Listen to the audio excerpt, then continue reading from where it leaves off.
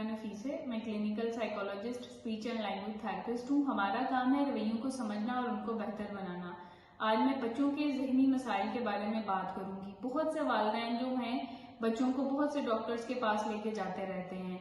जिस तरह से कोई बच्चे ज़हनी मसाइल का शिकार हैं तो ये बच्चे जो हैं इनको हम मरीज नहीं कहते। जैसा कि ऑटिज्म के बच्चे हैं ये डिसेबल नहीं होते, ये डिफरेंटली एबल होते हैं।